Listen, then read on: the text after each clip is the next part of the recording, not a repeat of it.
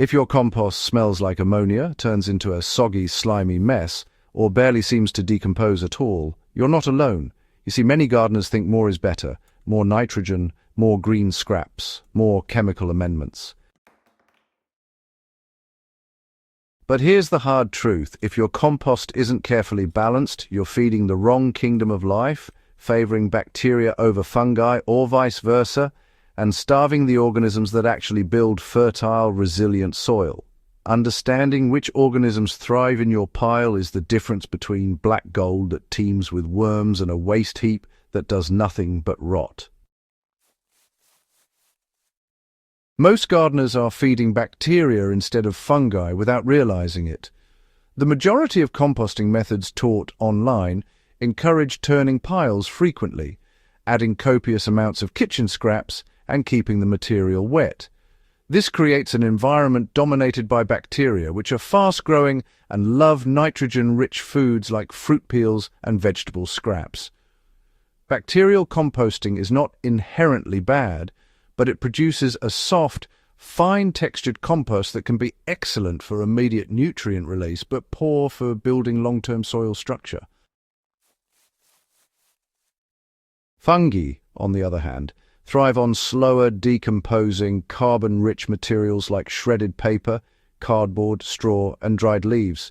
They produce a more crumbly, fibrous humus that strengthens soil aggregates, improves aeration, and forms networks that transport nutrients and water to plant roots.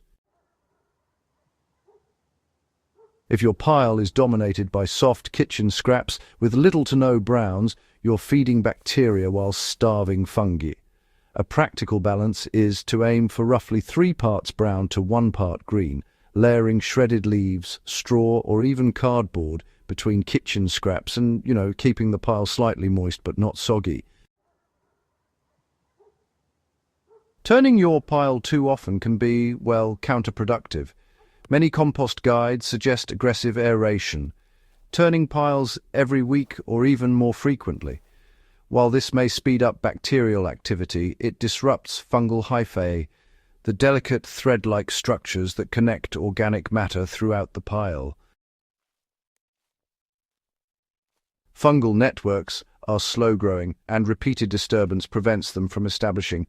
For gardeners wanting a fungal-dominated compost, limit turning to once every month, or only when the pile shows signs of compaction. Even better, consider a no-turn, layered compost approach.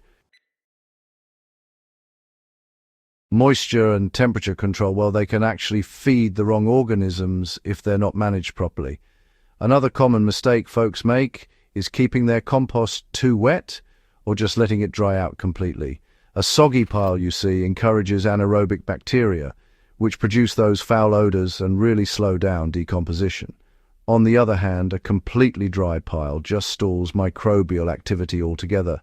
Ideally, compost should feel like a wrung-out sponge, moist but not dripping. Temperature is equally important, If your pile heats up too much, above 140 degrees Fahrenheit or 60 degrees Celsius, it can actually sterilize the fungi you're trying to cultivate, leaving only the heat-tolerant bacteria behind. For small backyard piles, a balance is found by layering materials to maintain air pockets, keeping the pile loosely packed, and covering it with straw or cardboard to help moderate both moisture and temperature. Adding the wrong supplements can really favor the wrong kingdom. Some gardeners think that adding bone meal, blood meal, or even chemical fertilizers will boost compost quality, but honestly, these amendments often favor bacteria over fungi.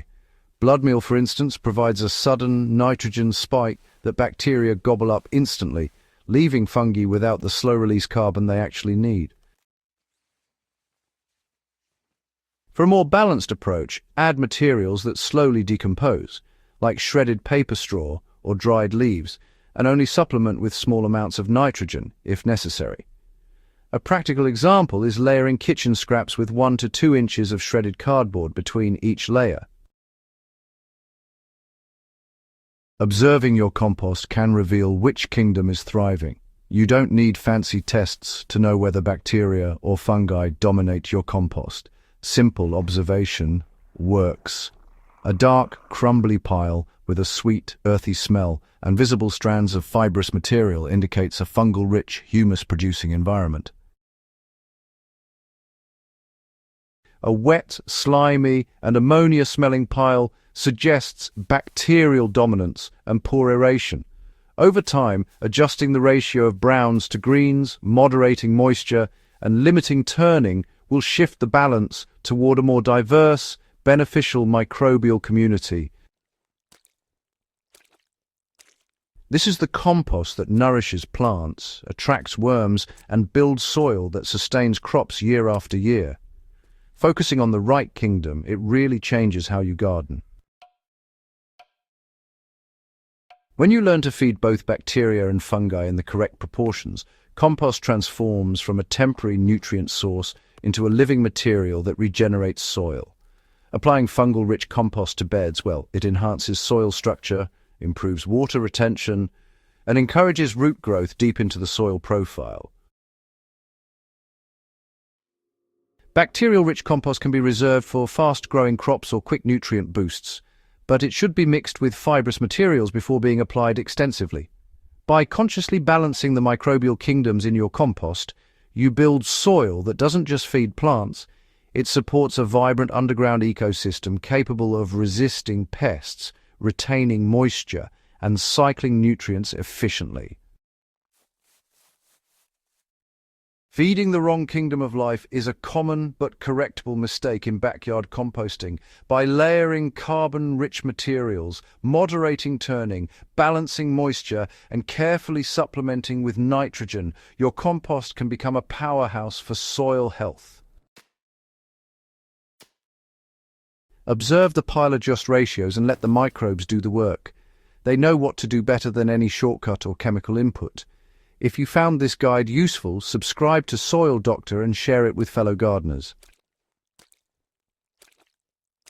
Understanding which kingdom you are feeding is the key to turning scraps into soil that nourishes your garden for decades, not just seasons.